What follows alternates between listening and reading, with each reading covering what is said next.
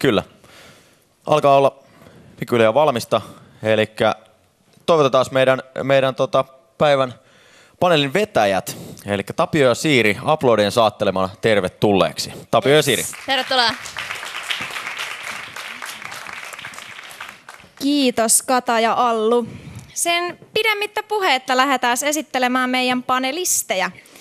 Eli yksitellen täältä saadaan panelistit paikalle. Ensimmäisenä Sixten Korkman. Tervetuloa.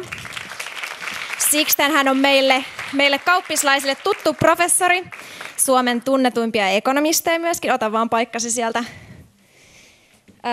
Sixten on entinen elinkeinoelämän tutkimuslaitoksen ja elinkeinoelämän valtuuskunnan toimitusjohtaja. Ja itse asiassa tällä viikolla hän on myös saanut Ekonomiliiton myöntämän kirjallisuuspalkinnon kirjasta Talous ja utopia. Onnittelut siitä.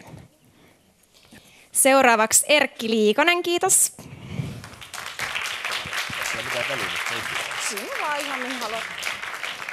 Erkki Liikonen hän on Suomen Pankin pääjohtaja ja hänellä on ollut monipuolinen ura valtiovarainministerinä, suurlähettinäänä, kansanedustajana ja komissaarina. Ja hauska fakta on myös se, että hän on kaikkien aikojen nuorin kansanedustaja jo 21-vuotiaana eduskuntaan. Se juna siis meni jo meiltä.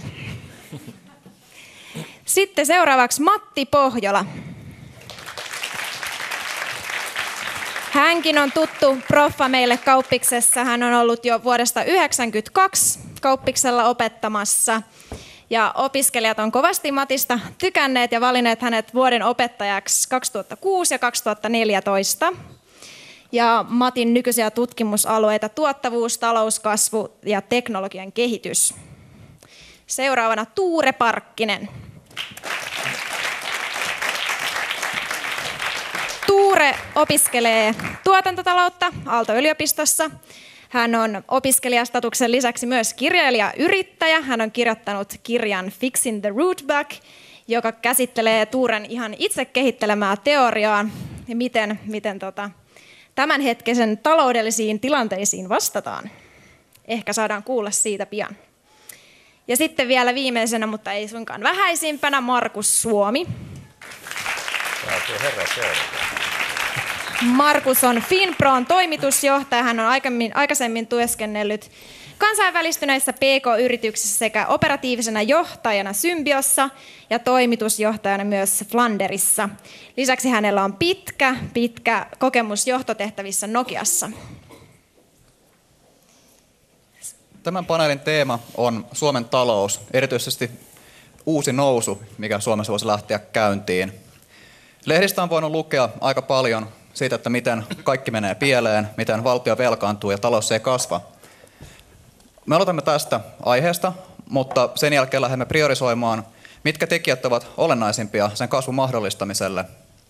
Tästä pääsemme sitten paneelin keskeisiin teemoihin, eli mitä talouspolitiikassa tulisi tehdä ja toisaalta mitä Suomen yritykset voisivat tehdä, mihin sektoreihin mihin tulisi panostaa innovaatiopolitiikassa, mitä voimme tehdä Suomelle. Meillä on tässä kommenttiseinä käytössä paneelin ajan, jonne voi hyvin lähettää viestiä ja pyritään sitten tuomaan näitä kysymyksiä tähän paneeliin keskustelun lomassa.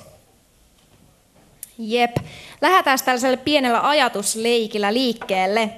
Eli arvon panelistit, jos teillä olisi kaikki se tieto ja ymmärrys maailmasta ja kansantaloudesta, joita teillä on tällä hetkellä, mutta te olisitte vasta 20-vuotiaita juuri lukion käyneitä tyyppejä, niin mitä valintoja te tekisitte? Mä lähtisin eduskuntavaaleihin ehdokkaan. Mutta näinhän sä. Mä lähtisin opiskelemaan taloustiedettä. Ei ole lisättävää tuohon. Voisin lisää sen verran, että nostaisin kaikki opintolainat tässä vaiheessa, koska se likviditeetti voi tulla tarpeeseen monestakin syystä, myös asuntojen omavaraisuusosuudessa. Kyllä mä lähtisin yrittäjäuralle, että se olisi paras valinta. Se on hyvä. Ainakin on kirkkaana mielessä sitten, mitä haluaisitte lähteä tekemään, jos olisitte täällä yleisössä. Laitetaan ensimmäiseen aiheeseen ja pyytäisin Korkmanilta aloittamaan. Mitä te näette, miltä Suomen tila tällä hetkellä näyttää? Mitä taloudessa tapahtuu? Niin kuin juontaja tuossa jo taisi todeta, että tilanne on surkea. Ja sehän on tietysti, se on surkea, se on synkkä, se on lohduton, se on täysin mahdoton. Ja suomalaisena mä puhun tästä mielelläni oikein pitkään. Mä yritän nyt hillitä itseäni pikkusen ja sen takia totean vain, että jos meidän kokonaistuotanto on edelleen 7 vuoden jälkeen noin 6% ainakin alle sen tason, josta tämä lasku lähti liikkeelle 2008, niin kyllä tämä on nyt sitten tuotannolla mitattuna pitkin tällainen taantuma tai heikon talouskehityksen aika, mitä Suomi on kokenut. Tämä on synkempi kuin mitä oli 90-luvun lama, tämä on synkempi kuin 30-luvun lama, 1800-luvulta mä en oikein muista näitä lukuja ja enkä vertaisi, kun Suomi oli silloin niin erilainen. Joka tapauksessa taustalla on kotimaisia, ulkomaisia, rakenteellisia, suhdanneluontoisia tekijöitä. Totta kai tässä on paljon kysymys globaalin finanssikriisin jälkivaikutuksista, euroalueen velkakriisin heijastusvaikutuksista, mutta valitettavasti myöskin sitten aivan sellaisia Suomea koskevia tekijöitä, kuten se, että tämä Nokia-vetoinen ICT-klusteri romahti. Sen osuus bruttokansantuotteesta on puolet siitä, mitä se oli vielä 8 vuotta sitten tai 7 vuotta sitten.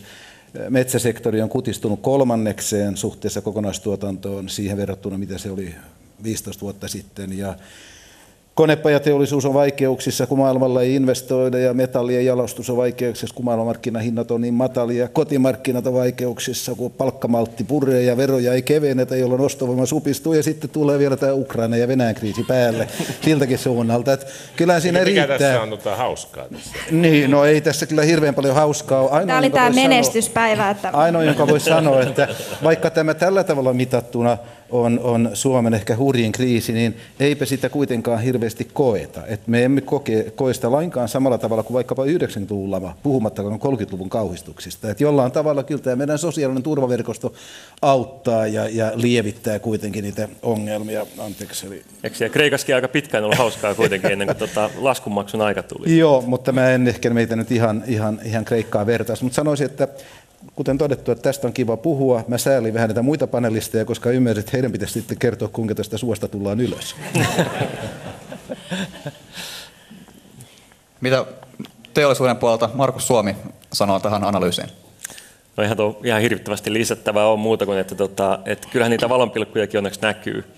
Mutta kyllähän se tietysti niin kuin makrotalouden perspektiivistä varmaan se haaste on, että niitä valonpilkkuja vaan liian vähän, mutta niinhän se aina on, että otetaan vaikka Venäjän tilanne nyt mieleen ja kerrotaan mediassa päivittäin uusia kauhutarinoita Venäjältä ja miten huonosti menee. Samaan aikaan meille, me törmätään kaiken aikaa meidän työssä niin yrityksiä, jotka sanoo, että nyt on aika Venäjällä ottaa uutta markkinaa, kun muut lähtee kotiin ja hylkää siellä kauppakumppanit, niin nyt on oikea aika siellä hyödyntää niitä suhteita, mitä on luotu. Mutta totta kai tämä aina niin kuin makrotalouden näkökulmasta niin kokonaisuudesta kyse, mutta ei siellä yksittäisen yrityksen tasolla, niin ei siellä ihan aina näin synkeätä ole.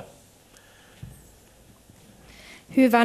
Nyt mekin, ketkä olemme vähän vähemmän taloussanomia ja Hesaria lukeneet, niin tiedetään suunnilleen, että missä mennään. Lähdetään seuraavaan aiheeseen, eli miettimään talouden kasvun määritelmää. Voisiko Matti kertoa näkemyksesi siitä, että mitkä tekijät ovat tulevan talouskasvun tärkeimpiä asioita, priorisoida niitä, että mihin pitäisi pystyä keskittymään? Joo, no ensin täytyy kommentoida Sixtenia, kun sitten sanoo, että ICT-klusteri on ongelmien syytä ja se on romahtanut. Mullahan oli tenttikysymys, jos muistatte. Suomen talouspolitiikkakurssi oikea vastaus on, että vain elektroniikkateollisuus on romahtanut, eli ICT-sektorin palvelualat itse asiassa ylläpitää Suomen talouskasvua. Mä en olisi läpässyt. Se, että miksi meidän tilanne on nyt niin huono, niin on siis, talouden tilanne on kaksijakoinen. Teollisuus on romahtanut. Itse asiassa tuotannon taso on nyt se vuoden 2000 tasolla, metsäteollisuudessa 95 vuoden tasolla. Eli meillä on vain osa taloudesta romahtanut. Meillä on toinen osa, tietointensiivinen palvelusektori, johon kuuluu vaikkapa liike-elämää palveleva toiminta, informaatioviestintä, kauppa, tämän tyyppiset alat. Se ei ole taantumaa nähnytkään. Informaatioviestintäsektori kasvaa nyt kaikkein voimakkaimmin Suomen taloudessa. Siellä on 100 000 ihmistä töissä, liike-elämää palvelevassa toiminnassa 150 000, kaupassa 300 000, lasketaan yhteen päästä jonnekin lähelle 600 000, teollisuudessa on vain 350 000. Eli me eletään nyt niin sellaista murroskautta, siirtymässä niin teollisesta yhteiskunnasta johonkin muuhun, ja tämä minusta täytyy nähdä mahdollisuutena. Ja niin kuin kaikki tietää, niin talouskasvu tulee sitä teknologian kehityksestä, ideoista, osaamisesta. Ja meillä on niin kuin tuotantofunktion termein tämä iso A hukassa. Ja nyt sitten pitäisi löytää se iso A, kokonaistuottavuusteknologian kehitys, sen kasvukontribuutio. Tämä on niin kuin hirveän suuri mahdollisuus. Että jos 100 vuotta sitten Suomea vei eteenpäin nationalismi ja industrialismi, niin nyt se on globalisaatio ja digitalisaatio. Ja kaikki menestyminen omissa käsissä, että ei kannata surkutella, mietitään miten tästä kasvu kääntyy nousuun. Onko kenelläkään mitään lisättävää tähän? Onko tämä digitalisaatio, teknologia se, mikä on ehkä olennaisinta? Kyllä mä uskon, että Matilla tässä digitalisaation merkityksessä suuri niin kuin pointti. Kuinka moni teistä oli Slash-vapaaehtoinen? Minusta on hieno juttu. Sano vaan se, miksi minusta se Slash oli mielenkiintoinen, että paitsi että siellä oli pelejä, ja niitä saa väheksyä, koska pelituottajat on veronmaksajia nykyisin Suomessa parhaita, mutta siellä oli paljon tämmöisiä teollisen tai palvelujen internetin uusia sovellutuksia, jotka on intuitiivisesti hyviä. Että käytetään tämä meidän vanha ehkä teollista osaamistakin, palveluosaamista ja yhdistetään siihen semmoisia ICT-sovellutuksia, jotka voi antaa mahdollisuuden tuottavuuden kasvun nousuun. Että kyllä musta siinä on pointti. Mä en ole ihan näin synkkä tämän muun teollisuuden osalta, että kyllähän kuitenkin myös tarvitaan tuotteita ja tavaroita maailmalla, ja meidän täytyy pärjätä kaikissa olosuhteissa, en mä usko, että me siirrytään paperittomaan vessaan lähiaikoina, tai jos sähköistä kauppaa lisätään, niin tavarat täytyy pakata, ja täytyy vaan olla niin tuotekehityksen kärjessä. Meillä on kuitenkin paljon sitä ICT-teknologisia osaamista myöskin, että täytyy, ei saa luovuttaa. Pitää vaan katsoa, että mitkä on edellytykset, että tämä voidaan säilyttää ja uudistaa tämä nykyistäkin, mutta me palataan niihin varmaan myöhemmin. Jos mä jatkan tästä Slashista, niin se on monella tapaa aivan älyttömän hieno tapahtuma. Mun mielestä ei missään nimessä kannata katsoa sitä vaan, että se on nyt pelkkä startup-tapahtuma tai pelkkä kysymys digitalisaatiosta, ICT-teknologiasta, vaan tässä meidän työssä niin me huomataan, että se vaikuttaa, tai sen kerrannaisvaikutukset ympärille on moninkertaisesti, niitä ei aina ihan heti hokkaa. Että jos miettii, että mikä on myös puheenaihe suomalaisille yrityksille, jotka liikkuu tuolla maailmalla, niin Slash on hyvin luonteva. Se muokkaa Suomen maakuvaa tällä hetkellä tuolla maailmalla.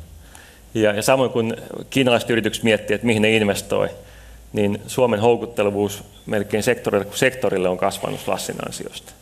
Sillä on ihan älytön vaikutus. Ja mikä on tosi hienoa siinä, että se koko Slash-tarina luotiin aivan mielettömän nopeasti. 10 vuotta sitten kuka olisi osannut ennustaa, että niin kuin tänä päivänä meillä on semmoinen tapahtuma, semmoinen ilmiö. Ei se ole pelkkä tapahtuma. Voisin vielä jossain täydentää tähän näin. Niin puhuttu paljon tästä teknologisesta kehityksestä ja miten se vaikuttaa talouskasvuun. Ja kausaliteettihan on sinänsä hauska asia, että se aina riippuu vertailusetistä, että mihin me vertaillaan mihin vaihtoehtoihin. Ja talouskasvu on myös tämmöinen monimutkainen prosessi, mihin vaikuttaa monet tekijät, se edellyttää monia asioita. Yksi niistä on teknologia ja prosessien kehitys, innovaatiot, mutta toinen on se edellyttää myymistä ja ostamista ja investointeja. Ja sen esteenä voi myös olla se, että ne markkinat jostain syystä ei tasapainotu tai edes mene kohti sitä tasapainotilaa, mikä voi johtua siitä, että ne on rakenteellisesti joustamatot, mikä on yksi ongelma, mutta sitten tällä hetkellä myös on tämä ongelma, että se makrotalous ei ole tasapainossa. Eli vaikka meillä olisi potentiaalia tehostaa toimintaa teknologian puitteissa, niin se ei pääse tapahtumaan, koska me ei pystytä vähentämään sitä niin kuin käytetyn työn määrää ja sitten oikeasti kasvattamaan työn tuottavuutta samaan aikaan, koska niitä sitten samaan aikaan syödään sitten sitä ostovoimaa, jos se kokonaiskysyntätarjonta ei ole tasapainossa. Kiitos. Ennen kuin mennään sitten ihan konkreettisiin talouspoliittisiin toimenpiteisiin ja jutusteluun sen asian tiimoilta, niin toivon yleisökysymyksiä. Siellä meillä on täällä kyllä vastaajia. Mutta lähdetään sitten miettimään. Mä voin kertoa, että mä voin vertailla teitä nyt Kotkan lukioon, Kotkan ammattikorkeakouluun ja Pieksämäen lukioon. Se oli paljon aktiivisempi yleisö. Olin perjantaina lauantaina. Kysymyksiä tuli heti, kun annettiin mahdollisuus. Tämä on nyt testi. 3 minuuttia yhtään kysymystä. Eli kännykät laulamaan. Kunhan me ihan chatiksi toi. Voi lisätä, että vielä lähempääkin Kulosaaren yhteiskoulussa oli sama juttu. Käytätkö luennoilta samaa menetelmää, että osallistetaan yleisöä ottamalla kännykät esiin? Me ei puhuttu alkuun mitään, niin se auttoi. Mutta lähdetään miettimään sitten ratkaisuja. Paljon on mediassa puhuttu tästä, että mitkä on ongelmia, mutta mitä Liikanen, mitä te sanoisitte, mitä Suomessa pitäisi tehdä, erityisesti talouspolitiikan puolella, jotta me voidaan luoda edellytykset tulevalle kasvulle? kun puhutaan tästä surkeudesta, joka on tietysti tärkeää käydä läpi ja saada tunnelma oikeaksi. Yritän olla hauska. Joo, kyllä. Ja sitten tulkaa Suomeen ja kärsikää kanssamme, niin se on hyvin houkutteleva investointi, tärppi. Mutta otetaan siihen tämmöisen ihan tämän hetken, niin onko mitään positiivista uutista? Siis me puhutaan euroalueen taloudesta, jotka vähän niin kuin auttaa. Siinä on tiettyjä asioita, jotka kuitenkin vähän menee positiiviseen suuntaan. Yksi on se, että kuitenkin tämä julkisen talouden sopeutus on useimmissa maissa suoritettu, ei Suomessa, useimmissa suoritettu, jolla se jarru on vähenemässä. Toinen on se, että kyllä öljyn hinta kun laskee, niin kyllä se luo öljyn tuojamaissa vahvistaa ostovoimaa. Et kun euron kurssi vahvistui, niin katsottiin, että se oli meille heikennys, niin kai se vasta sitten toisinpäin se, että euro heikkenee, myöskin luo parempaa pohjaa. Mä taloudessa on myöskin tämmöisiä, ne ei ole suuria, mutta tämmöisiä pieniä positiivisia merkkejä. Suomessa on musta neljä juttua. Ensimmäisen mä sanon siksi, kun Matti on sitten eri mieltä, ja se on tämä kilpailukykyasia. Meillä 2007-2009 niin kun sössittiin raskaalla tavalla työmarkkinakierrokset. Meidän yksikkötyökustannukset 2 vuoden aikana nousi 15% enemmän kuin meidän kilpailijamaihin. Ensin tuli julkisen sektorin vetämä palkkakierros, sitten romahti talous ja tuottavuus meni alas. Ja meidän täytyy tämä menetetty etumatka ottaa kiinni. Hyvä vertaus, joka jo minun oli se, että kun jos Dombratsheva ja Mäkäräinen hiihtää samaa vauhtia ja toisella on 2 sakkokierrosta, niin kuin Mäkäräisellä, niin se ei auta. Et sun pitää ajattaa kiinni ja me joudutaan tekemään sellaisia ratkaisuja, jotka oli jotenkin joudutaan pitää kustannukset kurissa, mutta samalla tuottavuutta saamaan ylös eri järjestelmät, mutta tämä erotetaan kiinni.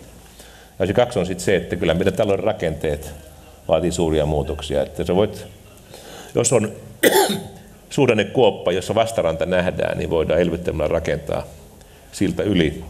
Mutta jos sitä vastarantaa ei näy, eli siitä sillasta tulee laituri ja siinä loppuu jossain vaiheessa voimat. Et me joudutaan tekemään rakennemuutoksia, jossa meillä sekä työn tarjontaa lisätään, että meidän talouden dynamiikkaa vahvistetaan monella tavoin. Voidaan mennä yksityiskohtiin myöhemmin. 3. seikka on myös se, että meidän julkisen talouden koko on liian raskas meidän kansantalouden veronmaksukyky nähden kantaa. Ja semmoinen sopeutus me joudutaan tekemään, jos on tasapainossa. Ja nämä rakennutukset auttaa, mutta usein niistä vie sen verran aikaa, että me joudutaan tekemään lyhyemmälläkin aikavälillä. 4. on sitten tämä koko yrittäjyysinnovaatio, se alusta, jolla yrityksiä rakennetaan. Ja musta siellä on paljon hyvää. Mä sanon tämän Slushin, en vain sen tapahtuman takia, vaan niiden lukuisien yksittäisten yritysten takia, mitä siellä on. Että se on niin kuin hyvin laaja-alainen prosessi, jossa on paljon uutta, innostunutta voimaa, mutta myöskin aika paljon senioriyrittäjiä, jotka on tullut siihen kokonaisuuteen mukaan. Sillä on minusta potentiaali enemmän kuin pitkään aikaa. Pitää huoli, että niillä on se kasvualusta olemassa, että onko meidän rahoitusjärjestelmät kunnossa. Mä olen ymmärtänyt niin, että tämä siemenpääoma periaatteessa niin kuin toimii, että siinä täytyy riski olla itsellä. Ehkä ensimmäisen vaiheen rahoitus, mutta sitten halutaan skaalata tuotanto suureksi, sitten tulee niin kuin, tulppa vastaan. Ja siksi ne Matti ja meidän Klomstorin kanssa teki erittäin hyvän raportin tästä taannoin, jossa kiinnitti huomiota just siihen, että tässä ehkä tarvitaan myöskin niin kuin valtion sijoitustoiminta, jos otetaan riskiä ylä- ja alasuuntaan ja täydentää tätä tilannetta. Se on yksi kokonaisuus. Meidän pitää katsoa, onko tämä meidän innovaatiopolitiikan tietysti pohja, että onko tämä, miten se on rakennettu nykyisin, niin onko me saatu sitä parhaat edut ja hyödyt. Onko meidän regulaatiossa sellaisia ongelmia, jotka hidastaa yrittäjyyttä ja uuden yrityksen luomista. Mutta nämä kaikki 4 pilaria täytyy rikkoa rinnakkain. Amerikkalais-saksalainen kirjailija Henk Banke sanoo kerran, että jokaiseen monimutkaiseen ongelmaan on olemassa yksi yksinkertainen selkeä ratkaisu, joka on väärä. Siksi ei kannata hakea sitä yhtä, vaan kyllä me joudutaan liikkumaan useimmilla. Suomen politiikassa on vielä jokaiseen monimutkaiseen ongelmaan olemassa yksi kertainen selkeä ja hauska ratkaisu, joka on väärä. Mutta ei haita niitäkään nyt. Tässä oli monta teemaa, niin otetaanko sieltä joku liikkeelle? Tuohon Erkin alkuosaan haastoi minut tässä kilpailukykyasiassa, niin en mä siitä eri mieltä ole. Mä vaan niin eri mieltä siitä yleisestä ajattelusta, että me ratkaistaan Suomen ongelmat ongelmat palauttamalla kilpailukykypalkkoja alentamalla, koska se kilpailukykyongelma, niin kuin Erkki sanoi, ei tullut sieltä palkoista sinällään, vaan siitä tuottavuudesta. Että kausaalisuus menee tuottavuudesta kilpailukykyyn. Ja nyt sitten on väärin ajatella, että laskemalla palkkoja sitten automaattisesti Suomi nousisi. Vuonna 1992 tulin kauppakorkeakouluun ja menin kuuntelemaan sitten syyskuussa rehtorin avajaispuhetta. Ja hän esitti avajaispuheessaan, että Suomen täytyy devalvoida markka, että ei tämä Suomi tästä muuten nouse. Mä ihmettelin, että mihin paikkaan mä oon tullut. Että tosiaan niin kuin, nyt siis devalvaatiolla Suomi nostetaan. Ja meillä on niin kuin hirveän vanhakantaista ajattelua tässä mielessä ajatella, että näin yksinkertaisesti tämä toimisi. Ei, vaan niin kuin Erkki tuossa loppuosassa puheenvuoroa niin sanoi, niin se on kuitenkin se kilpailukyky sieltä niin kuin reaalisella puolella innovaatioissa. Ja nyt se ongelma tällä hetkellä taloudessa on, että me painetaan tai kilpailukykypolitiikalla painetaan yksityistä kulutusta, yksityistä palvelusektoria alas, jotta kustannukset painuisi alas ja teollisuuden kilpailukyky nousisi ja sitten teollisuus nostaisi meidät 50 vuoden päästä uuteen kasvuun. Mutta mitä jos ei se nostakaan? Se on se niin kuin suuri ongelma tällä hetkellä. Kyllä meidän täytyy niin kuin pitää huolta siitä, että innovaatiot, yrittäjyys, teknologian kehitys nostaa. Sitä vartenhan te olette täällä. Jos valuuttakurssipolitiikka olisi tai kilpailukyky, palkkapolitiikka ainoa juttu, niin kannattaisi opiskella muita asioita. Yritin haastaa Riitaa, mutta ei onnistunut. Mä lisäisin tuohon vaan sen, että mä oon ehkä nyt sitten molempien kanssa samaa mieltä. Mä oon Matin kanssa samaa mieltä siitä, että tämä palkkapolitiikka ei ole, kyllä mä uskon, että olisi järkeä siinä, että Suomen hintakilpailukyky olisi parempi, mutta kun muissakin maissa on niin matala inflaatio, no meidän nykyisetkin sopimukset, 20 euroa tai 0,4%, niin Suomen hintakilpailukyky ei kohene näillä luvuilla, joten en mä oikein näe, kuinka se sitä tietä voisi tulla, vaan kyllä täytyisi toivoa, että Matti on oikeassa, että sieltä tulee sellaista uutta korkean jalostusarvon toimintaa, joka tuottavuus on niin paljon korkeampi, että koko maan tuottavuuskehitys kääntyy myönteisemmäksi, mutta täytyy sanoa, että mä en tiedä, mitkä on ne konkreettiset toimenpiteet sitten, joilla se tehdään. Moni meistä on varmaan viime aikoina jutellut tämän Ruotsin entisen valtiovarainministerin Anders Borgin kanssa, joka totesi Suomesta sen, että niin monet asiat täällä hoidetaan niin hyvin, että hänen on vaikea nähdä, että ei löydy oikein tällaisia low hanging fruits. Edes ruotsalaisella. Niin, älä muuta sanoa. Että se vastausta jäädään kaipaamaan juuri sit, mitkä on sitten ne toimenpiteet, jossa tämä slash on äärimmäisen lupaava, mä niistä imponeerattu kuin kaikki muut, kun näkyy bruttokansantuotteessa vaan. Ja kyllä se tulee näkymään, mutta pelkään, että se kestää aika kauan ennen kuin se näkyy näissä aggregaattiluvuissa. Saanko mä tästä nimellispalkoista, kun me ollaan taas tästä samaa mieltä, että nimellispalkkakorotukset meillä on nyt todella alhaalla. Se tehtiin 2013 ratkaisu, joka on täysin kilpailukykyinen, mutta me ei paranneta asemaa muihin nähden, mutta että yksikkökustannuksia voidaan alentaa työaikajärjestelyillä, jotka on mahdollisia. Ja mä kerron yhden esimerkin, jossa mä oon ollut itse seuraamassa läheltä, kun Volkswagenin piti mennä konkurssiin. Se on tuolla Saksassa oleva hieno firma Wolfsburgissa. Tuli johtajaksi sellainen henkilö kuin Pierre, Porschen omistaja, joka oli sikäli vaarallinen mies, hän on niin rikas, että hänellä ei ollut mitään riskiä henkilökohtaisesti missään. He sanoi vaan, tuli sinne, että meillä on 100 000 työntekijää, 2% liikaa. Meidän täytyy vähentää 2000 ihmistä pois samalla. Ja ammattiliitot sanoivat, että ei käy, mennään 4-päiväiseen työviikkoon. Sitten se oli tässä jumissa viikon pari, niin semmoinen henkilöstöjohtaja kuin herra Hertz, joka myöhemmin kuului, sai sitten semmoista kompromissia, että voitaisiin tehdä niin, että mennään se 4-päiväiseen työviikkoon, mutta samalla sovitaan, että samoilla palkkaehdoilla työviikkoa voidaan venyttää 6 päivää viikossa, jos työn tilanne niin vaatii. Ja se oli ihan valtava läpimurto tuottavuudessa, koska aikaisemmin oltiin töissä silloin, kun ei ollut töitä, sitten kun oli töitä, me tehtiin ylitöitä. Ja sen tyyppisiä järjestelyjä, joissa yritetään hakea yhdistelmiä, joissa on työnantaja ja työntekijä edut yhtyy. Työntekijä voi saada paremman turvallisuuden työpaikan suhteen, työnantaja pystyy leikkaamaan kustannuksia. Niin kyllähän tässä mielikuvituksella on suuri sija. Anders Borgilla on hyvä pointti, kun tästä puhuttiin, että yhtä asiaa ei Suomessa ymmärrä, kehutaan toisen kerran häntä. Että kun tutkimusten mukaan Suomessa luottamus on suurinta maailmassa, että jos pudottaa lompakon keskelle Helsingin vilinää, niin 9 lompakkoa 10 löytyy, tai parasta tapauksessa jopa 11, todetaan perintein. Niin sitten kun mennään kysytään, että mikä teidän työpaikkojen suuri ongelma, että ei ole luottamus työnantaja ja työntekijöiden välillä. Ja musta aika hyvä pointti, että mistä on kiinni. Tästä on samaa mieltä, että miksei tätä ongelmaa voida ratkaista. Elinkeinoelämän keskusliitto esitti tätä jonkun aika sitten. Sammuttiin heti. Poliitikot ampui kaikki heti vuorotellen alas. Tämä työjousto. Niin. Itse asiassa mä oon puhunut niin näiden ammattiliittojen kanssa. Ne on muutamalla alalla tehty ratkaisu. Yksi muuten on mielenkiintoinen, joka on tehnyt laajennon Levin hotellit. Hallituksen puheenjohtaja oli muuten Antti Rinne, se on mielenkiintoinen asia, koska siellä tietysti on niin, että kun siellä ei ole 12 kuukautta niin kuin turisteja, sitten on sesonki, niin voidaan tehdä paljon töitä. Ne on mennyt tämmöiseen pitkään työjaksoon, jos tunnit voidaan jaksottaa, ja sehän muuttaa niin kuin kaiken. Teknologiassa osittain se on tehty, mutta kyllä tässä on semmoisia jäykkyyksiä, joissa on vaan niin vaikeampaa. Mä luulen jopa, että tämä koko ajan vuosityöajan joustavampi käyttö auttaisi tässä. Ei tarvitse nimellispalkan tasoa mennä, mutta voidaan vaikuttaa tuottavuuteen ja merkittävästikin. On meidän tehty laskelmiakin pankissa näistä ja vähän vakuuttuneempi, että siellä on jonkun verran tilaa. Voisin jatkaa, jos sopii, tästä rakenteellisesta jäykkyydestä ja yhdistynä tähän työaikajoustavuuskysymykseen. Koska sitä meidän nykyinen poliittinen päätöksenteko, niin se ei ole millään tavalla ratkaisukeskeistä. Että se on vähän juttunut tämmöiseen kädenvääntöön, missä kaikki yrittää saada itselleen enemmän. Ja pahimmassa tapauksessa vielä jostain niin kuin liittopolitiikassa, joka päättää meidän työelämäasioista, niin se ei ole edes etujen vääntämistä, vaan se oman valta-aseman pönkittämistä, jossa monissa tapauksissa jopa heikennetään kokonaistilannetta, jotta ei vaan anneta toiselle mahdollisuutta heikentää sitä omaa valta-asemaa, mikä nykyään vaikka tässä niin kuin eläkeuudistuskysymyksessä, missä ammattiliitot haluaa pitää kiinni tästä omasta kontrollista ansiosidonnaisiin turvaratkaisuihin. Sitten tässä siis, mistä kaikki osapuolet on tässä samaa mieltä, on nyt tämä ajatus, että tämän joustavuuden työmarkkinoilla ja taloudellisen turvallisuuden välillä olisi joku konflikti tai joku dilemma tai trade-off, ja sitten tasapainoillaan niiden välillä. Mutta jos mietitään, että meillä on turbulentti talous, missä teknologiat kehittyy ja missä siis ihmisten kulutustottumukset voi muuttua, niin oikeastaan se ainut kestävä turvallisuus tulisi sieltä sopeutumiskyvystä ja itse asiassa maksimaalista joustavuudesta.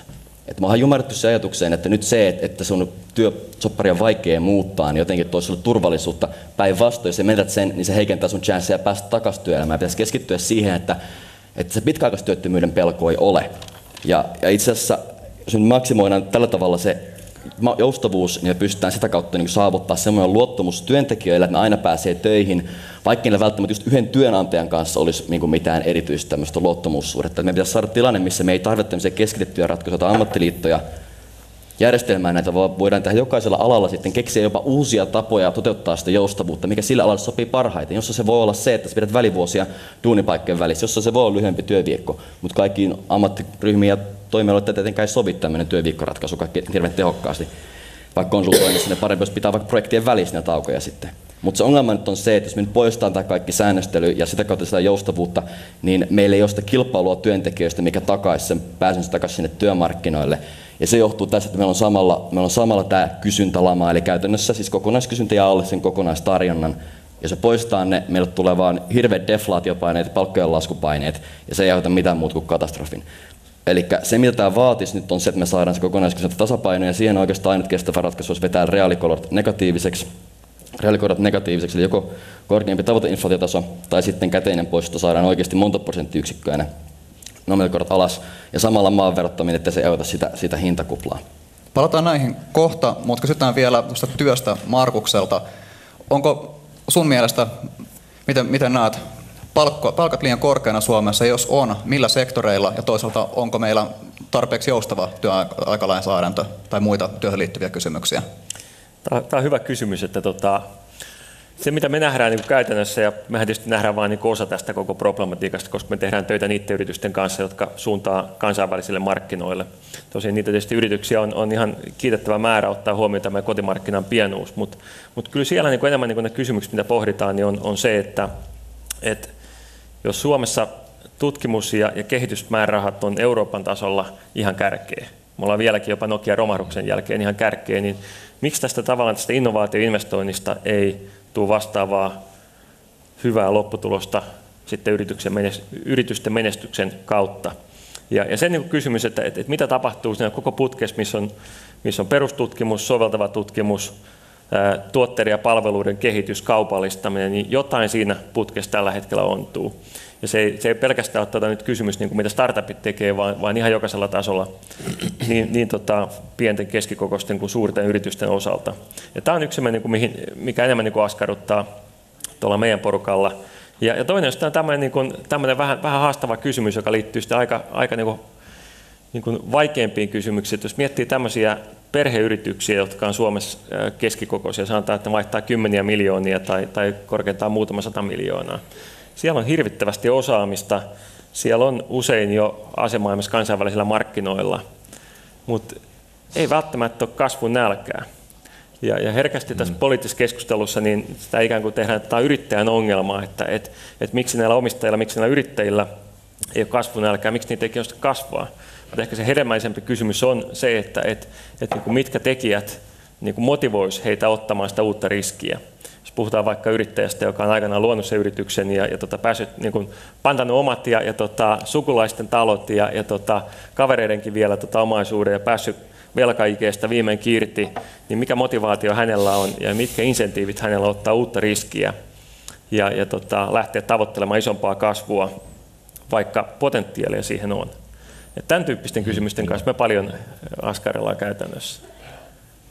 Mä olisin tuohon vaan sen, että yksi mikä kiinnitti mun huomiota siihen, kun katselin tätä Suomen tieteen tila-raporttia, jonka Akatemia sai valmiiksi tässä joku aika sitten, kiinnostava raportti, jonka mukaan Suomen tieteen tila ei ole huono, mutta hyvin moni maa on mennyt reippaasti meidän ohi. Tanska, Hollanti, totta kai Sveitsi ja tällaiset, ja todella mennyt me reippaasti meidän ohi. Vielä jos katsoo, että itse asiassa me panostamme erittäin paljon tieteeseen, tutkimukseen, jos otetaan valtion sektoritutkimuslaitokset mukaan ja kaikki ne lukemattomat yliopistot, joita meillä on, minusta tämä on asia, joka koskee meitä kaikkia. Me olemme hyvin keskinkertaisia suorittajia, mitä tulee siihen, mitä tieteestä saadaan ulos suhteessa niihin panostuksiin. Mä en tiedä, mikä on ratkaisu, mä en tiedä, miten tämä innovaatiopolitiikka on tästä yksi osa, mutta todellakin niin sillä puolella mä uskon myöskin, että se on ehkä tärkeämpi kuin kysymys siitä, että onko palkka muutaman prosentti korkeampi tai alempi. Että se oli ennen muinoin paljon tärkeämpi kuin mitä se on tämän päivän maailmassa. Mutta minua askarruttaa tämä kysymys siitä tieteen ja innovaatiopolitiikan jonkinlaisesta keskinkertaisuudesta tässä maassa. Mä juttelin muuten lounauden yhden suomalaisen yritysjohtajan kanssa, joka sanoi, että kun tämä on suuri firma, joka toimii kaikissa Pohjoismaissa, kun he haluaa jotain uutta saada aikaiseksi, niin ne tekee sen Ruotsissa ensiksi. Sitten ne tuo sen Suomeen ja sanoo, että eikö tässä olisi hyvä idea. Ja ne väittää, että on paljon helpompi saada tällaista asiaa vietyä eteenpäin Ruotsissa kuin Suomessa. Mä en halua tähän uskoa, mä haluan, että tämä on isänmaan panettelua, mutta näin ja nyt sanoin. Kiitos. Yleisökysymyksestä otan täältä yksi ennen kuin se häviää. Onko kolmikanta kasvun tukea se paikka, johon kaikki rakenteelliset uudistukset pysähtyvät? Onko kolmikannan aika ohitse? Ja uskaltaako sitä sanoa ääneen? Uskalletaan vaikka mitään. Kyllä. Se ei ole mikään ongelma, mutta minusta tämä pitäisi katsoa, mikä on asian lopputulos. Tärkeintä on, että syntyy päätöksiä, jotka on oikeita. Jos ne syntyy yksimielisesti, se on aika monen helpotus, harvoin onnistuu.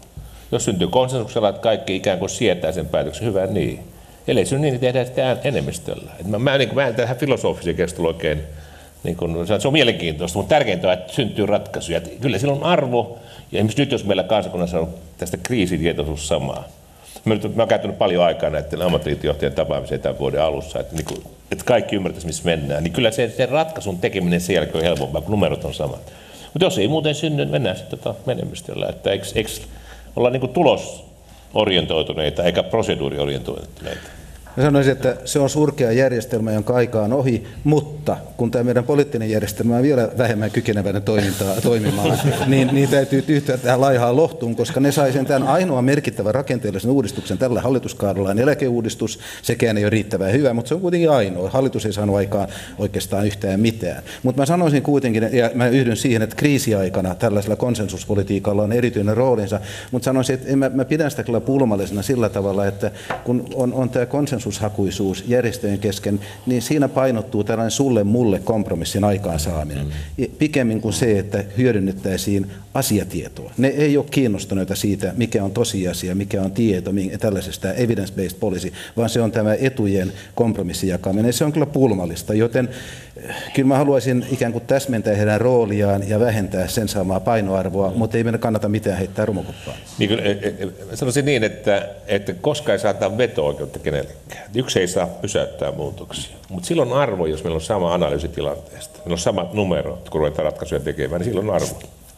Suora kysymys, onko sitä yhteistä henkeä missä määrin? Että tänään oli hyvä keskustelu tuossa aamulla, jossa UPM Jussi Pesonen tarjosi hyvän esimerkin. Ja hän kertoi, että kun oli miettimässä omia investointeja, niin Uruguaysta tuli valtiojohtoa, tuli AY-liike, tuli kaikki olennaiset paikalliset organisaatiot tuli visiitille Suomeen perustelemaan, että minkä takia heidän kannattaa Uruguayin investoida.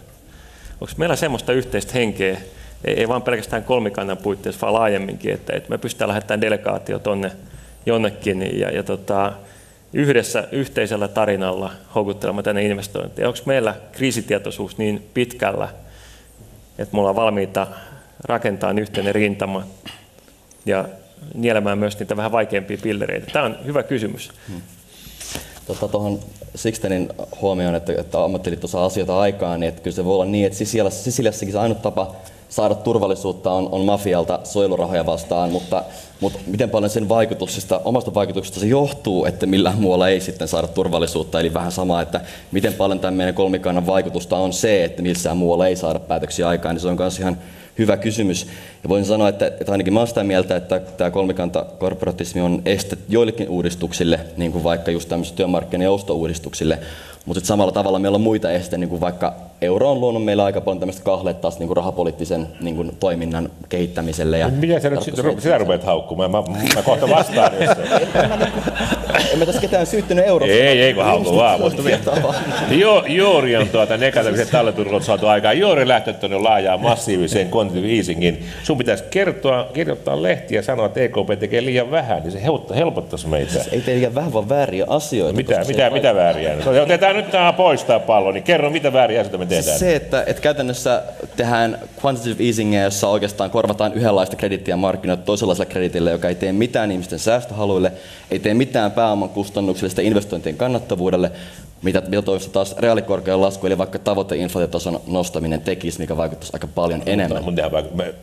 Vaikuttaahan se toki siitä, että sä lasket nimelliskorkeaa myöskin niin kuin reaalikorkoihin. Mutta mä oon samaa mieltä, ja nostetaan inflaatiota, mutta se on täysin mahdollista mennä pitemmälle. Mutta sitä, mitä me nyt on tehty, se tarkoittaa sitä, että me on sitouduttu siihen, että meidän inflaatiovauhti nostetaan pysyvästi lähelle, mutta alle 2, joka tarkoittaa, että se matkalla voi mennä myöskin selvästi sen yli. Niin sehän sinänsä toimii, ja ne juuri laskee reaalikorkoja.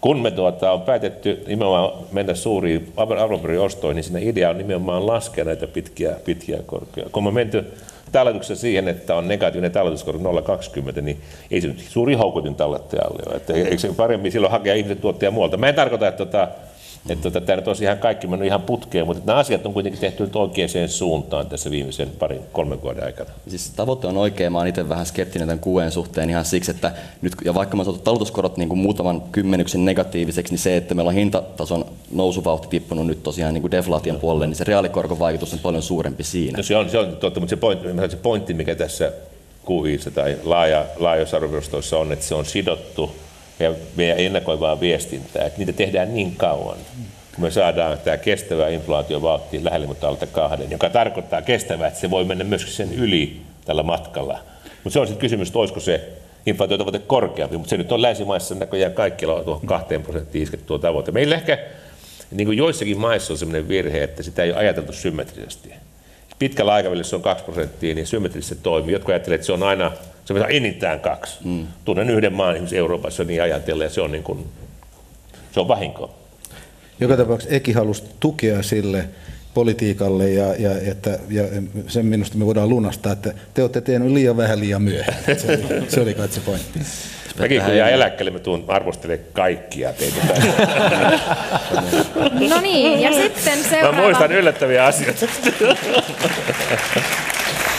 Jes, otetaan vielä toinen yleisökysymys tässä vaiheessa. Eli täällä yleisöä kiinnostaa, että puhutaan työmarkkinoiden joustavuuden lisäämisestä. Miten tämä joustavuus ja sopeuttaminen viedään julkiselle sektorille? Tämä on musta iso pallo. Kun mä oon nyt tavannut tosiaan näitä ammattiliittoja, niin paljon liittojohtajia, niin se on selvää, että ne, jotka avoimella sektorilla kilpailee ja on kovassa paineessa, se joudutaan sopeuttaa. Ne näkee, että markkina ei ole tilauksia, ei ole kysyntää. Ne tietää, että kohta se loppuu nämä työpaikat teille jotain tehdä. Niin siinä se realiteetti on niin kuin lähellä. Mutta joissakin julkisissa tehtävissä on sellainen tilanne, että ihmiset luulee, että tästä niin kuin puhumalla selvitään yli. Ja se on todella hankala juttu. Ja siksi niin työmarkkinaratkaisun pitää pitää aina ne, jotka on kilpailua sektorilla. Se ei välttämättä ole teollisuutta muuallakin, jotka on kansainvälisen kilpailun painessa, niin sieltä ne puitteet ja säätää. Mutta tämä ongelma, että miten tämä ajetaan tämä välttämättömyys tänne julkiselle puolelle, niin vaatii hyvin vahvaa työnantajapolitiikkaa, vahvaa poliittista tahtoa hallituksissa, kunnanhallituksissa. Ja se on miten pitempään vie, niin sitä kitusampaa tämä tilanne on. Oikea pointti. Ja mä luulen, että kyllä siinä ehkä voidaan ajatella, että mennään eteenpäin, koska nämä budjetin rajoitteet rupeaa olemaan sen verran tiukkoja hiljalleen julkisella sektorilla. Mutta kyllä siellä parantamisen varaa on, että vain yksi on vähän irrallinen esimerkki, mutta että meillähän ooppera on aika kallis instituutio. Mä pidän sitä erittäin arvokkaana ja mä en koskaan saa niin paljon verottajalta takaisin rahaa kuin silloin, kun mä käyn oopperassa. Ja suositaan kaikille, siitä saa runsaasti tukea valtiolta. Mutta se ongelma on vähän siinä, että ooppera voisi ilman muuta ikään kuin olla enemmän esityksiä viikonloppujen aikana, mikä on ihan järkevää, mutta se on yli kaksinkertainen palkka heti, että se menee niin kalliiksi, että heillä ei ole siihen mahdollisuuksia. Kyllä tästä nyt voisi edellyttää vähän joustavuutta. Se on sitä just kokonaistyöaika ja päivät päätetään sitten yhdessä. Sitten jos menee vielä siihen itse käytännön työhön, että mitä tehdään sen 8 tunnin ajan sisällä ja miten tuottavaa se on käytännössä. Nyt kun olen itse katsellut yrityselämää vähän yli parikymmentä vuotta erikokoisissa yrityksissä, katsellut myös mitä maailmalla tapahtuu, mitä siellä yritykset toimii, ja nyt sitten 9 kuukautta tätä julkisen sektorin puolta, niin kyllähän siinä selkeitä eroja on ihan käytännössä sen suhteen, että miten se ulkoinen paine pakottaa tekemään muutoksia toimintamalleissa, organisaatioissa ja ihan ihmisten päivittäistyössä. Kun niitä julkisia tai ulkoisia paineita ei samassa mittakaavassa julkisella sektorilla, niin pelkästään se dialogi siitä muutoksen välttämättömyydestä, tarpeesta, nopeudesta on aivan erilaista kuin mitä on itse kokenut yksityisellä puolella. Ja jotain sille pitäisi pystyä tekemään, mutta on samalla tietysti myös hyvä huomata, että kyllä se yksityiselläkin puolella eroa, että jos miettii vaikka ICT-alaa ja mitä itse näki vuosien varrella, niin se työkulttuuri, mihin Suomessa pikkuhiljaa mentiin yksityisellä puolella, vertaisi sitä vaikka Korean nälkäisiin kavereihin Samsungilla, tai siihen, missä Piilaaksossa, niin siellä avainyritykset tehdään ei pelkästään Applella tai Googlella, vaan myös muissa yrityksissä, niin kyllä siinä vaan on ihan selkeä tasoero. Ja se ei välttämättä näy näistä niin makrotalouden kysymyksistä, työtuntien määrästä tai muusta, vaan ihan puhtaasti, että mikä on se intensiteetti, mikä on se muutosvalmius, mitä puristetaan siihen vaikka 7,5 tuntia. Yksi tekijähän, siis yksi tekijähän tässä rakenteellisessa joustavuudessa ylipäänsä on se, että se nykyjärjestelmässä missä de facto ihminen on työn yksikkö ja työvoiman kysynnän lasku tarkoittaa, että osataan vähemmältä määrältä ihmisiä töitä. Ja toista meillä on palkkatasot tosi tiukasti niin kuin reguloitu, ainakin alarajan puolta ja varsin julkisella sektorilla varmaan ylipäänsä, niin on se, että kun sillä irtisanotaan joku henkilö, niin sillä ei ole mitään ainakaan positiivista korrelaatioa sen ihmisen kykyyn hankkia sitä ansaintamahdollisuuksia jostain muualta. Ja tässä on se juttu, missä julkinen sektori, vaikka en uskokaan, että siellä tehdään mitään hirveitä joustavuusinnovaatioita, niin voisi näyttää mallia just tässä työaikajoustopuolessa siten, että jos halutaan antaa jotain irtisanomissuojaa jossain kuntaliitoksissa, niin ei ainakaan luvata mitään 40 tunnin työpäiviä niille kaikille, vaan että sitten annetaan, joko leikataan työviikkoa tai sitten lomautuksilla vähennetään sitä ihmiset ostettua työmäärää, ja sen jälkeen siitä todennäköisemmin seuraisi se, että ne, joilla on parhaat edellytykset sitten siirtyä jonnekin muihin hommiin, niin rupeaisi tarjoamaan työtä muilla aloilla. Ja se toisi sitä rakenteellista joustoa myös julkisen ja yksityisen välillä. Mä olen samaa mieltä tästä, että kyllä julkisella puolella vain tämä budjettirajoitus, niin kuin Sixten sanoo, on se, joka auttaa. Sitten kun resurssit loppuu, niin sitten pitää tehdä asioita toisin. Mutta meillä on semmoinen kieliongelma Suomessa, että englanninkielessä on 2 käsitettä kuin effectiveness ja efficiency. Ne käännetään molemmat Suomessa tehokkuus, ja se on väärää. Effectiveness tarkoittaa sitä, että tehdään oikeita asioita ja tehdään ne tehokkaasti. Että pitää se resurssi mennä, tämä budjettirajoitus mennä siihen, että yritetään miettiä, että ne asiat, missä on arvollisia, keskitytään niihin. Sitten ne tehdään tehokkaasti. Usein kun rahaa viedään vähän pois, niin ruvetaan tekemään samoja asioita vähän suuremmalla kiireellä, ja siitä ei mitään tule. Että ei se, että orkesteri soittaa tai opera, niitä vanha uudet operaorkesteri soittaa nopeammin, niin siinä tuottavuus ei kasva. Mutta se, että tehdään niitä asioita, missä on asiakkaita, kysyntää, menestystä, niin ne valinnat on tärkeitä, mutta valinta ei ole se vahvin laji julkiselle päätöksenteolle. Joo, siinä tulee myös se käytännön haaste, että vaikka sitä budjettia leikkaa 20% ja tehdään sitten vaikkapa toimintatapoja muuttamatta 20% vähemmän, niin eihän siinä oikeastaan mikään muu muutu kuin sen budjetin supistuminen, mutta niin kun tuottavuus ei parane ollenkaan, kukaan ei saa yhtään enempää. Jos yritykseltä leikataan kustannuspuolta 20% ulkoista tekijöistä, niin joko se löytää tavan, millä se kehittää tuottavuuttaan, tai sitten se poistuu markkinoilta. Sanoisin, että se on vielä kauheampaa, koska julkisella sektorilla mun kokemuksen mukaan saattaa olla sellainen tilanne, että kun pitää vähentää sieltä pari pinnaa, niin se suunnitteluporras kyllä vähentää niitä, jotka on tekemässä niitä palveluja, mutta itseään se ei leikkaa. Suomen terveydenhuollosta on 85% julkista, 15-11, niin en oikein näe, että palkkojen alentaminen olisi keino parantaa terveydenhuoltoa Suomessa tällä hetkellä. Krooninen työvoimapula. Miten se toimii? Miten se voisi toimia? tuottavuus nousisi siitä, että palkkoja leikattaisiin terveydenhuollossa. Siirrytään ehkä tässä kohtaa palkoista eteenpäin. Lähdetään miettimään sitä, että me ollaan paljon puhuttu julkisesta sektorista ja ollaan puhuttu meidän ehkä perinteisestä teollisuudesta. Mitä te näette, kumpaan näistä, mikä näistä on merkittävin näistä? Onko se julkinen sektorin parantaminen, onko se perinteisen teollisuuden kilpailukykyjen edistäminen vai onko jotakin täysin uutta Suomeen tulossa? Puhuttiin startupeista, puhutaan cleantechistä, biotaloudesta. Mitkä teidän mielestä on kaikkein mielenkiintoisimpia näistä asioista, jos mietitään, että millä tätä maata saadaan kammettua eteenpäin? Kellään ei ole vastausta. No kyllä mä voin ottaa tästä ensimmäisen pallon, koska mulla oli se aihe annettu. Että mä aikana olin komissaari, joka vastasi näistä yritystoiminnasta ja ICT:stä ja muusta. Ja silloin käytiin laajasti tutkimusta läpi tällä alueella. Niin se viimeinen asia, jota ei pidä tehdä, että me aletaan valita voittajia. Eli vastaa se teidän kysymykseen, että valitaan ketkä pärjää, vaan että pitää vaan niin kuin luoda olosuhteet, jossa kaikki voi siinä markkinoilla pärjätä. Mä olin viime viikonloppuna innovaatiokeskuksessa nimeltään Pieksämäki. Mä ymmärrän, että kukaan moni on käynyt muuten Pieksämäellä. Sivistyneistöä täällä on paikalla. Mä kerron esimerkin, joka on aika jännä, että siellä on niin leipomo, Moilasen leipomo, joka on tehnyt siellä, nauratte, kohta kuulettiin nauru hyytyä nimittäin. Ne on tehnyt siellä Karilan piirekkaa, ne on tehnyt siellä leipää, ja sitten rupesi tutkimaan markkinoilta maailmalla, että ei ne sieltä Moilasen leipomosta ehdi niitä Karilan piirekoita pitkin maata viedä, ja ne haluaa kansainvälistyä. Niin mitä ne tekee? Niin ne pääsi Lidlin kanssa diiliin, että kun Lidl tulee täydellä rekolla tänne, niin menee takaisin sinne Eurooppaan. Eikö jotain olisi parempi, että jotain vietävää olisi sinne? Kyllä se olisi muuten mahdollista, mutta ne menee ne piirakat vanheneen matkalla. Ja mitä ne on tehnyt, on esittänyt Suomen suurimman jäähdyttämän pakastomon, joka muuten vihin. Miinus 35 pakkasta, jossa tekee suuria sarjoja gluteenittomia ruokia. Markkinajohtaja alkaa olla Euroopassa, ne tyhjät rekat tulee tänne, niiden logisten kustannukset erittäin alhaiset, pitkälle viety teknologiat ja yritys ja menestyvä. Mä haluan vain sanoa sen, että ei pidä aina ajatella, että se tulee jotain semmoista keksiä uusi tarve. Leipä on aika vanha tarve. Se on se pakastettu tuote, joka viedään näihin tavarataloihin, kauppoihin, jossa kaikessa ne paistetaan ja lämmitetään uudelleen. Ja pitää niin ajatella sitä, että kun tämä työtapa, idea, logistiikka, markkina mietitään uudelleen, niin monet alat voi menestyä. Et ei valita, että nämä on hyviä, toiset huonompia. Moinasen leipomo on hieno yritys. Menkää Pieksämäelle.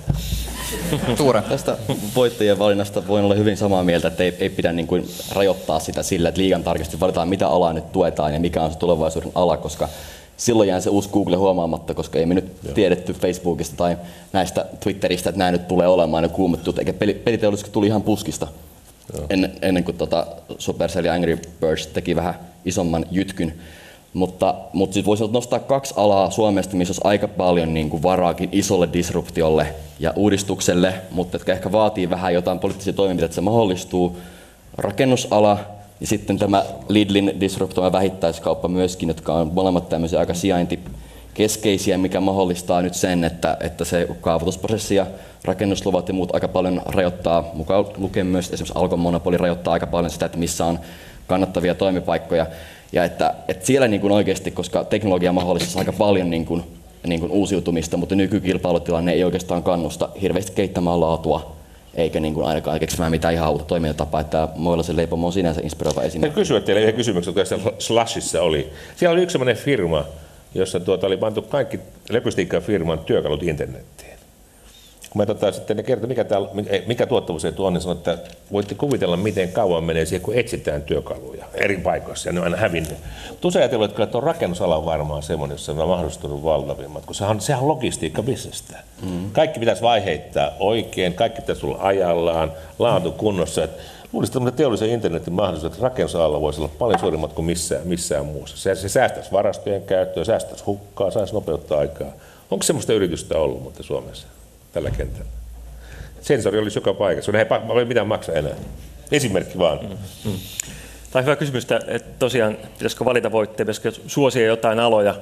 Se voittajahan voi tulla mistä vaan, jos puhutaan yksittäisistä yrityksistä. Mutta sitten jos katsotaan näitä ekosysteemeitä, tiettyjä klustereita maailmalla, niin ne on yleensä syntynyt 10 vuosien aikajänteen ylitteet. Jos miettii vaikka milloin Piilaakso alkoi, moni muistaa vain nämä Google, Twitterit ja ikään kuin nämä tuoreammat ilmentymät.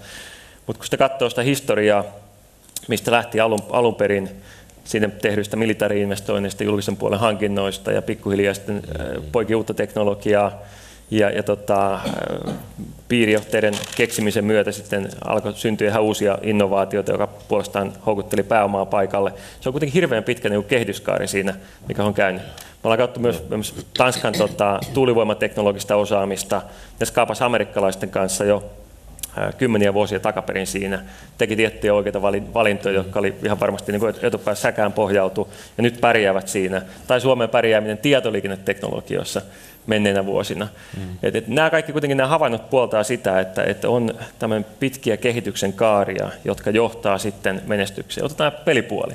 Ei sekään tullut tyhjästä. Itse asiassa tämä tämmöinen niin demoskene, kelle on tuttu sana, tehtiin tämmöisiä tietokonedemoja, tehtiin 80-luvulla, niin pitkälti siellä luotiin niitä teknologisia taitoja ja ihan käytännön taitoja, jotka sitten nykyään ilmenee peleinä.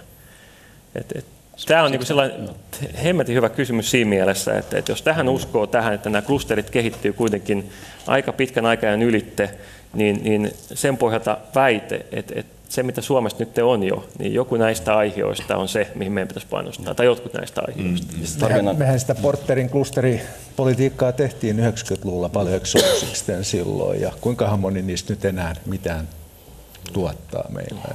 Vaaransa on aina siinäkin. Mutta tästä me ollaan varmaan samaa mieltä, että me emme haluaisi ainakaan valita voittajia. Tässä on kysymys siitä infrasta, kilpailusta, kannustimista, mutta jotain pitäisi ehkä sanoa sitä julkisesta puolesta, koska mehän tarvitaan toimintaa laajalla rintamalla. Jossain mielessä on vaikeampaa kuitenkin kuin tämä, jossa me luotamme kuitenkin siihen, että vain yrityksellä on se tieto, että ne sitten löytää sen jutun. Mutta tässä julkisella puolella me joudutaan tekemään päätöksiä. Silloin on kysymys siitä, että millä tavalla parannetaan tuottavuuskehitystä, miten voidaan saada poliittista kannatusta noille rakenteellisuudistuksille, tyyppiä kuntauudistus, sote-uudistus, jotka ei ole mennyt juuri mihinkään. Ja sitten kun joskus pitää karsia, niin mistä löytyy sitten se poliittinen päätöksentekijä, joka on valmis sanomaan, että tätä me emme enää tee. Kyllä tämä on aika suuri dilemma ja senkin merkitys on hyvin suuri.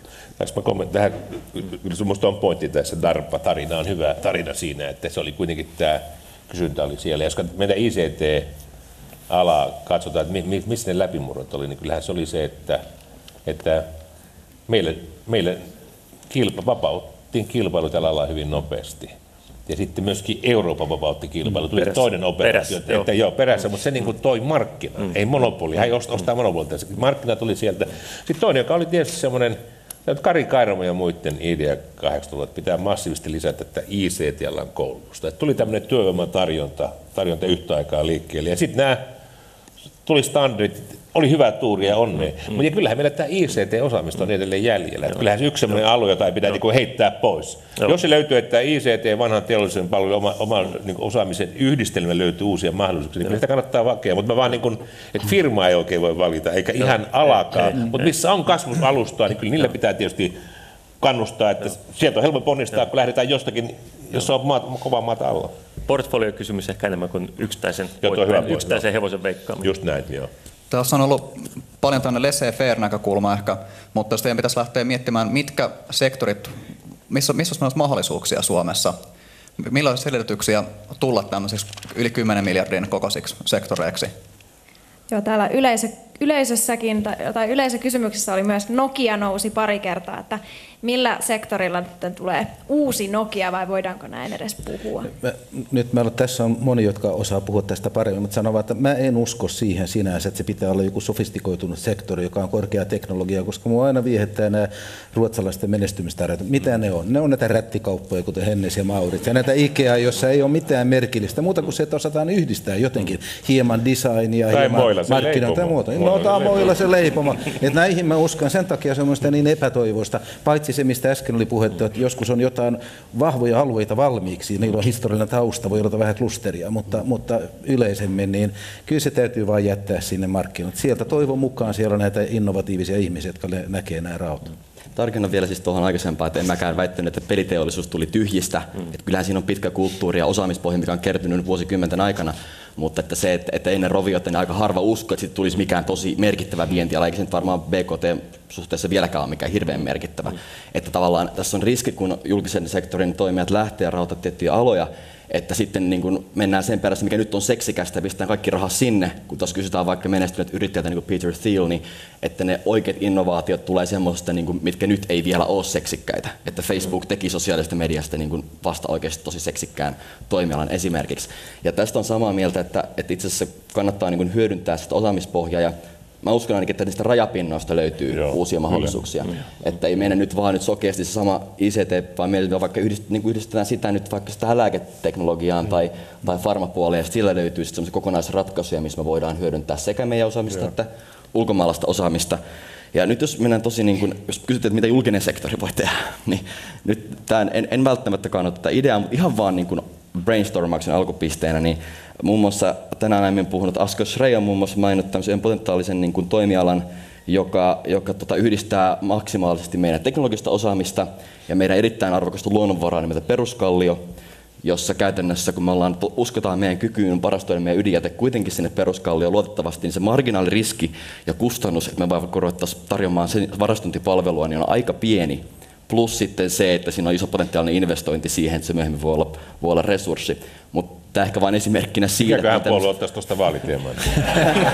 Nimenomaan. Tässä en mäkään välttämättä niin kuin sokeasti kannata. Mutta ei se ole ihan hyvä pointti, mutta tämä on se tila. Siinä on poliittinen rajoitus, joka tulee. Kyllä, ja just se, että monesti tämmöinen niin kuin poliittinen fiksaali, että nyt tämä on hyvä, tämä on paha, tämä on tabu, niin se monesti estää ehkä näkemästä tämmöisiä mahdollisuuksia. Tuo ei todellakaan välttämättä ei ole paras, mutta että sitten voidaan miettiä vaikka just se, että vaikka miten moraalinen peliala sinänsä on, koska varmaan vaikka niin kuin Coloradon vientituotteen marihuonaan verrattuna, niin Clash of Clans on moninkertaisesti addiktiivisempi.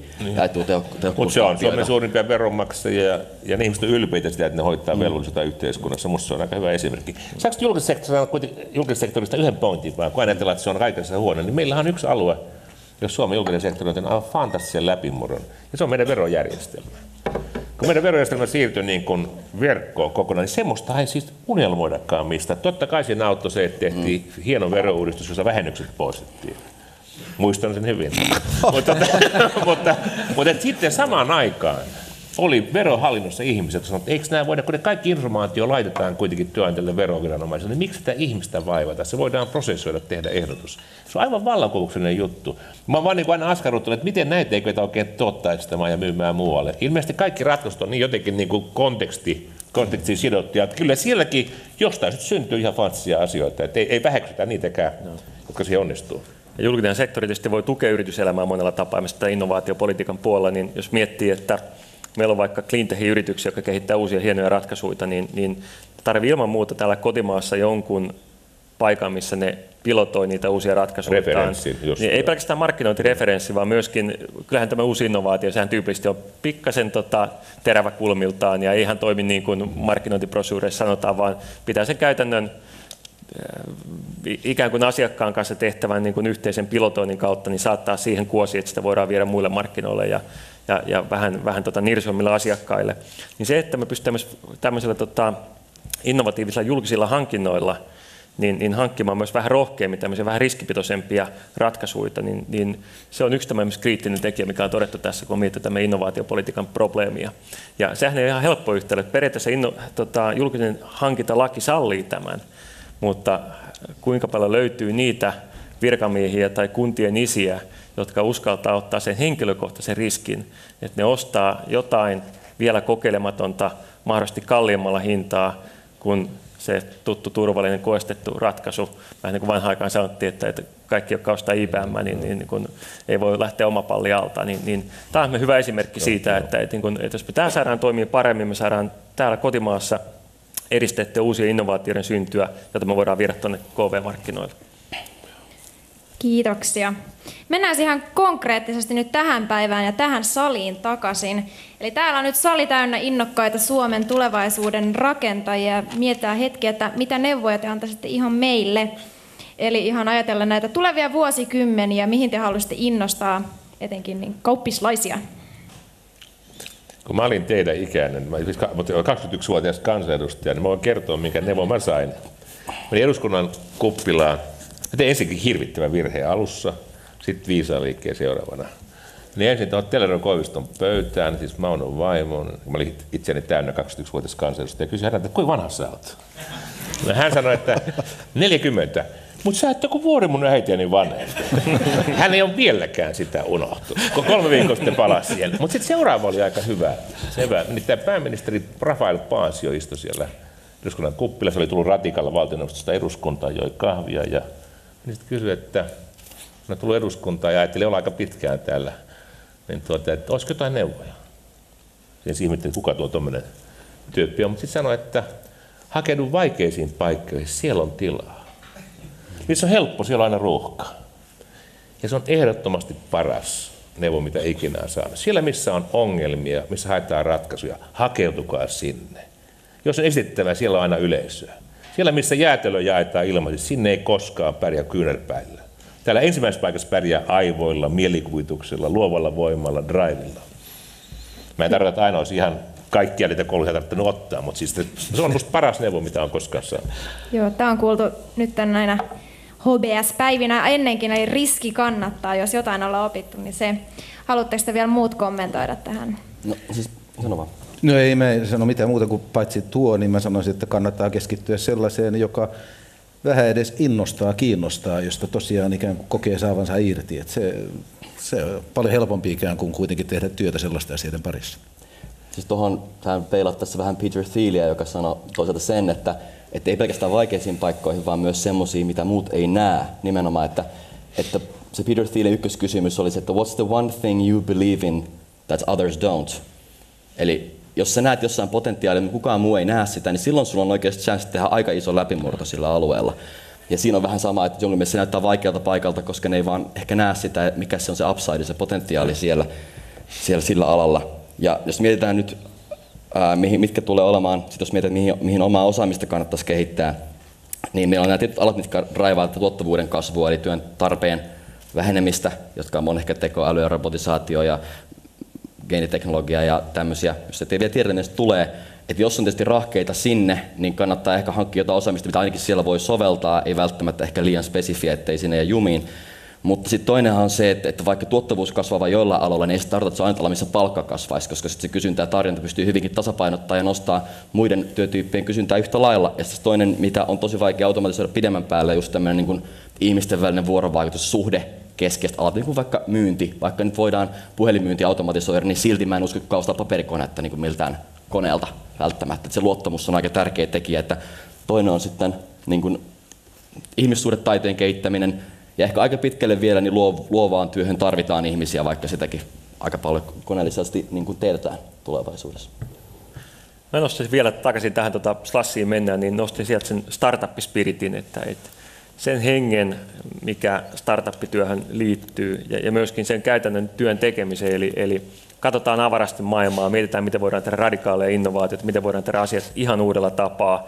Katsotaan monialaisesti, ei jäädä jumiin siihen, että ollaan kauppakorkeasta tai ollaan insinööri tai jonkun tietyn disipliinin ihminen, pystytään työskentelemään muiden ihmisten kanssa ja mietitään heti kansainvälisesti eikä jäädä jumiin siihen omaan kaupunkiin tai omaan maahan, niin minusta ne arvot, että jos menee sinne Slashiin vaikka tai olette ollutkin siellä, niin vähän hengittelee niitä arvoja, jos pääsette vielä johonkin startuppiin joko itse tai sitten kavereiden hankkeeseen vähän mukaan, niin jos se ei resonoi ja tuntuu hyvältä, niin sillä pääsee kyllä ihan hemmetin pitkään. Kyllä mä käyttäisin nyt hyväksi kaikki ne mahdollisuudet, mitä Aalto-yliopistossa on, että kun lähdettiin siitä, että Suomen ongelmissa sen takia, että teknologian kehitys on pysähtynyt itse asiassa, että ideoita ei synny niin kuin ennen joskus aikanaan, jotka loivat talouskasvua. No yksi, millä tähän nyt on sitten yritetty kansallisesti reagoida, on yliopistouudistus, jonka suurin tekijä oli tämä Aalto-yliopiston perustaminen. Aalto-yliopisto on perustettu sen takia, että niitä isoja innovaatioita, ideoita syntyisi entistä enemmän. Ja nyt jos katsot, että mihin Aalto sitten satsaa, kun tuolla 5 vuotta toimittu, niin miten me nähdään itsemme, että missä me ollaan 2030. Ja nyt on valittu 2 sellaista painopistealuetta, jos olette huomanneet, toinen on energia ja toinen on digitalisaatio. Ja meillä on energiaplatformi ja meillä on digiplatformi, että Aallon sivulle googlaatte, niin löytyy mitä nämä on. Me tällä hetkellä kootaan kaikki osaaminen tutkimuksessa ja opetuksessakin näihin platformeihin. Osa näistä entisistä service-faktoreista lakkautetaan. Ja ikään kuin me nähdään, että 2030 Aalto voisi olla maailman johtava näillä alueilla. Tähän professorikunta tällä hetkellä satsaa ja näkee sen. Ja me on raivattu teille tilaa nyt tutkintorakenteessa niin, että kandiopinnoissa puoli vuotta saatte täysin vapaasta. Niin nyt kun lähdetään ensi syksyllä Otaniemeen, niin kannattaa varmaan katsoa, että mitähän kursseja siellä olisi, jolla sen puoli vuotta saisi täytettyä. Että vähän nyt pois tästä kauppis, hieno paikka muuten, mutta kannattaa joskus katsoa, mitä ulkopuolella on. Ja meillä on Otaniemeen tulee se oma siipi, mutta ei sinne varmaan ovi lukkoon laiteta, että insinöörien kanssa pääset teikkareiden kanssa miettimään, niin Artsille tulee oma talo jopa siihen, eli käyttää näitä. Tällä niin kuin te ainakin erotutte muista kauppatieteen opiskelijoista, ja kyllä käyttäisin hyödykseni. Kiitoksia. Otetaan vielä yksi yleisökysymys, tuli täällä aika alkupuolella. Eli jos te panelistit yhdessä perustaisitte yrityksen, niin minkäsmoinen Älkää yritys se laittako siihen olisi? rahaa. Yritystä ei tulisi siis. Niin mikä se kysymys oli? Eli jos te yhdessä te 5 siinä perustaisitte yrityksen, niin minkäsmoinen yritys se olisi? Keskuspankki. Onko se leipä? Siis mä oon itse miettinyt, ainakin voin ehdottaa muille tässä, koska siis riskipreemiothan on semmoinen, mikä on yleensä tosi vaikea laskea, koska niin kuin Vesa Puttonen eilen väitti, että rationaalisen sijoittajan riskipreemio olisi aina positiivinen, että se olisi ensisijaisesti riskiä välttävä. Tämä nyt välttämättä ei pidä paikkansa, jos se niin kuin utiliteetti vaikka isommalle määrälle on paljon suurempi kuin se tappio olisi pienemmällä downsidella, mutta noin keskimäärin näin. Mutta yksi alahan, missä riskipreemiot ihmisillä on negatiivisia, on uhkapelit. Eli ihmiset on valmiit käytössä maksamaan, sitten saa ottaa riskiä. Ja nyt jos saisi jotenkin leveroitua tämän niin ihmisten lottoamisen vakioveikkaus innon tämmöiseen niin kuin vaikka startup-rahoittamiseen, että se löytäisi tavallaan semmoisen joukkorahoitusmallin startupeille, joka olisi niin hauskaa ja palkitsevaa, että jengi olisi valmis niin kuin tekemään sitä odotulla tappiolla niin kuin vakioveikkausta, niin se voisi aika paljon niin kuin avata tätä niin kuin riskipääoman niin kuin tarjontaa. Toki se varmaan vaatii muutoksia tähän meidän rahankeruun lakiin tällä hetkellä, mutta vähän torppaa. Kuulostaa lupaavalta. Eiköhän me tässä vaiheessa kiitetä teitä panelisteja. Ihan mieletöntä keskustelua. Oli vaikea saada ihan suuvuoroa täällä. Isot aplodit vielä panelisteille.